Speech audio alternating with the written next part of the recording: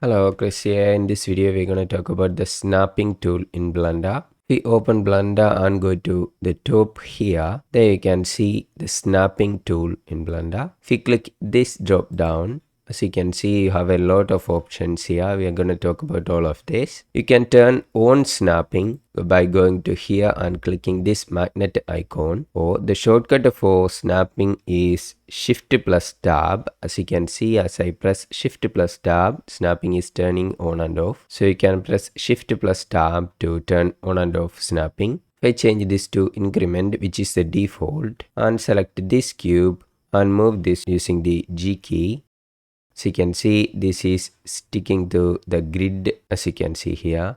While you are moving using the G key or transforming your objects, you can press Ctrl to turn on and off snapping, as you can see here. If you want to turn on snapping while moving, then you can press Ctrl, or turn off snapping by pressing Ctrl. So you can use Ctrl to turn on and off snapping while you're doing the transformation. Now if I add a new object, Shift plus A, cube, then if I move this, as you can see, this cube is moving by 0.1 units in X, Y, and Z, as you can see here. And I'm gonna place it here.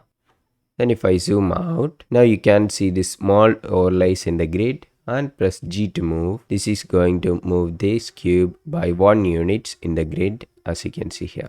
Now if I zoom in and I can see the small grids between the big one, and press G to move, it's going to move one grid at a time, as you can see here. Now if I place this here and zoom out to here, now you can't see the small grid. If I press G to move, as you can see, this is moving by 1 units in the grid, but it's not aligning to the big grid, as you can see in the background, and place it here. Then if I go to here and select Increment and turn on absolute grid snap, then if I press G to move, you can see it's returning to its original position. As you can see, this is moving by 1 unit, since we can't see the grid small below. Now if I zoom in, now I can see the small grid in the background. Then if I press G to move, it's going to move it to the absolute grid snap, which means this is going to stick to the grid in the background. You can see the transformation information here. By turning on absolute grid snap, it's going to stick to the grid below. So if I zoom in, it's going to stick to the grid, as you can see here. This is the increment option in snapping. If I turn this to vertex snapping and select this cube, then G to move, it's going to stick to the vertices of another objects, as you can see here. If I go to the vertex option again, the default will be closest, as you can see here. This is going to snap the selected object to the closest vertex. So you can see this is going to snap the object to the closest vertex like this. We change this to center, then press G to move. This is going to stick the origin point, which is a pivot point for this cube right now, is to the vertex. Which means if I press G to move, so you can see this is going to stick the origin of the object to that vertex. So if I go to edit mode by selecting this cube using tab, then select all, G to move, Z to move, and move it like this. Then go to object mode. As you can see, this is a object origin right now. Now if I press G to move, this is going to stick that origin to the vertex that is being overlaid by the mouse cursor, as you can see here. So this way you can move this cube. If I want to place the origin here or here, go to edit mode, select this one, Shift plus S, cursor to selected, go to object mode, right click, set origin to 3D cursor. This will place the origin here. Now if I move this using G key, as you can see, this is going to stick the origin to the vertex of this object, as you can see like this. Now if I select both of them and then change it to median, then move this, as you can see, this is going to stick that both of those cubes median into this vertex.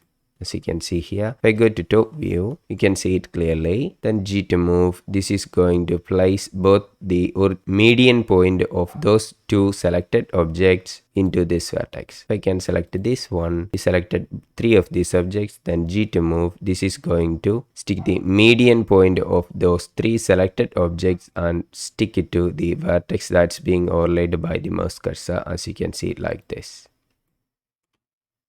Now if I change this to active, then shift right click on this one and make sure this is the active object. Then press G to move. This is going to stick the active object to that vertex, which is this one right now. If I select this one to active, then G to move, this is going to stick that active object to this vertex, as you can see here.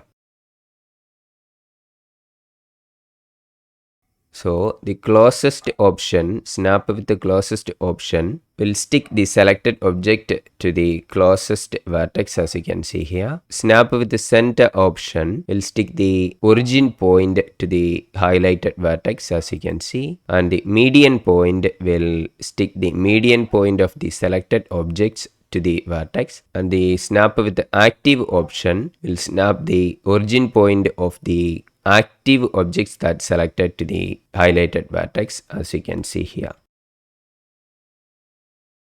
Now if I make this the active objects and G to move, as you can see, this is moving all the cubes but snapping the origin point of the active object to the highlighted vertex. Here you can see 3 options at the bottom: move, rotate and scale. You can highlight all this by clicking on them. If I change this to scale and change this to increment back, now if I scale using S key, this is snapping to the grid, as you can see here. So if I turn this on move, rotate and scale, this is going to affect all the transformation, as you can see here. This will affect the moving, rotating, as you can see, this is snapping to the grid while rotating the object, and scaling, as you can see, this is snapping to the grid while scaling the objects. So you can turn on move, rotate and scale, as you can see here. I'll show you an example. Now if I'm going to scale this cube along the x-axis like this, now I'm going to duplicate this and place it here. Now if I change this to vertex, I can snap it to here. Then I'm going to change this to closest, then move this to here. As you can see, this is snapping like this. Select this one, move it to here, select this cube, then go to edit mode. Now if I go to face selection mode and select this face and go to top view, gonna select this edge, shift plus S, cursor to selected. This will place a 3D cursor here. Then change the pivot point to 3D cursor and go to top using number 7 after selecting this face. Now if I rotate this using R key, as you can see, it's not being affected. Then I go here and change this to increment and turn on for rotating. Now if I press R to rotate, as you can see, this is being stick to the grid. Then I'm gonna turn on absolute grid snap. And if I place it like this, now if I go to object mode using tab and select this one, G to move, so you can see increment is turned on, change it to vertex and change it to closest. Then G to move, this is gonna stick it here. Now if I go to top using number 7, then R to rotate, then R to rotate again. As you can see, this is going to place it like this. So you can see it's aligned correctly right now. So you can turn on for moving, rotating and scaling for snapping. Then you can change this to closest, center, median or active, as you can see like this. Now if I select this cube and go to tab, then select this face. If I want to move this face to the height that is correct to this one, then I can turn on vertex snapping, then change this to closest and G to move along Z axis. As you can see, this is going to move that face to the exact height or Z position as the vertex that is being highlighted by the mouse cursor, as you can see here. So I can place this face or the selected object in the same height as this vertex I am being highlighted. Then if I go to object mode, if I change this to edge snap, This is going to snap these objects to the edge that is being highlighted by the mouse cursor, as you can see like this.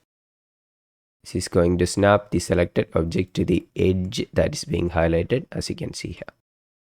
If I change this to face project and press G to move, as you can see, this cube is being stick to the face that is being highlighted by the mouse cursor, as you can see like this.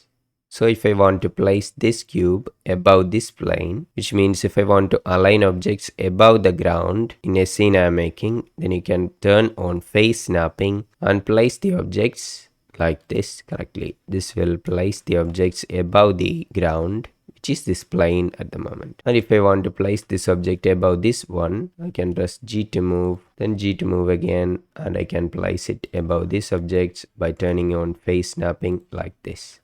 If I turn on face nearest, then press G to move. As you can see, this is going to stick the origin point to the nearest face that is being highlighted like this. So if I go to edit mode, select all using a key, G to move, Z to move, and move it like this. As the origin point is right now here. Then go to object mode. Then if I press G to move, as you can see, the origin point is being stick to the face that is being highlighted by the mouse cursor. As you can see here, right click, set origin to geometry. Then if I press G to move, this object is sticking to the face, as you can see like this. Now if we turn this to volume and select this plane and go to edit mode. Then if I select this vertex using vertex selection mode, and press G to move, this is going to place that vertex at the volume, as you can see here, which means if I go to wireframe mode, this is going to place that vertex in the center, which is correctly in the middle, as you can see here. Then if I select this vertex, G to move, as you can see, it's going to place it like this. So I can place this at the correct center of that torus. Which means if I undo those steps, select all, if I subdivide this plane like this, change this to median point, if I scale this, and if I want to align these vertices along the center of this torus, if I go to top view using number 7 and move that face to here, as you can see, select this vertex, G to move, this is going to place that vertex, as you can see it like this, to the volume of this torus, which means if I go to side view, you can see these vertices are being placed at the center volume of this torus, as you can see here. This way, if you want to move something in the middle of another object to the volume that is of that object, you can use this option, snap to volume, as you can see like this. So if I select this all, and G to move, Z to move, as you can see, this is sticking to the volume of that object. Then we go to object mode, turn off X-ray mode. As you can see, this is sticking to the center. These vertices are sticking to the center of this torus, to the volume of that torus, as you can see like this. The edge center option, snap to edge center. We select this cube, then G to move. This is going to stick that cube to the center of the edge that is being highlighted, as you can see like this. So if I press G to move and place it here, this is going to stick that object to the center of this edge, as you can see like this. It's going to stick that object to the center of the edge that is being highlighted like this, as you can see.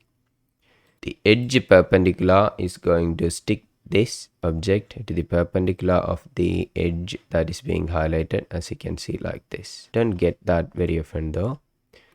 I don't use this option very often. As you can see, it's really difficult to place the edge using this method. As you can see, this is going to place to the edge that is perpendicular like this. If I move this, as you can see, it's being highlighted like this.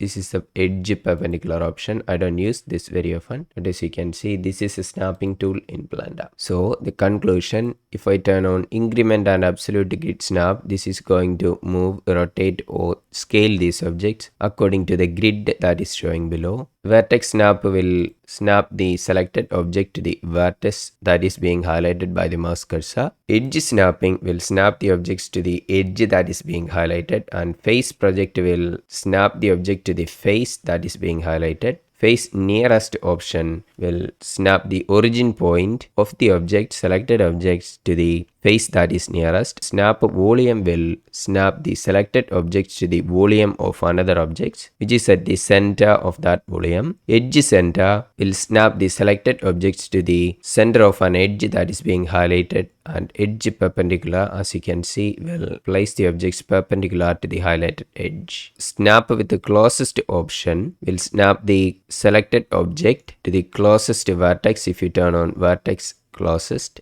The center option will snap the origin point of the selected object to the vertex. If we turn on vertex, then the same goes for edge, face, etc. The snap with the median option will stick median point of the selected object to the highlighted vertex, face or edge as we seen before. Snap with the active option will snap the origin point of the active object to the highlighted vertex, face or edge, as you can see here. I'll show you once more. If I press G to move, as you can see, this is going to snap that object to the closest vertex. If I press center, this is going to stick the origin point of that object to the closest center of the vertex, as you can see, like this. If we turn on median and select these two objects and press G to move, this is going to stick the median point of both of those objects and stick it to this vertex, as you can see, like this. The active option will stick the pivot point or origin point of the active objects to the highlighted vertex, as you can see, like this. So if I make this one the active object, this is going to snap origin point of the active object, which is this one, to this vertex, as you can see, like this. If you like this video, give a like to this video in the bottom. That will help my channel a lot. And if you're new to this channel, you can subscribe using the subscribe button at the bottom. And if you want to get a notification when I release new videos, you can press the bell icon. That's it for this video. See you in the next one. Bye for now.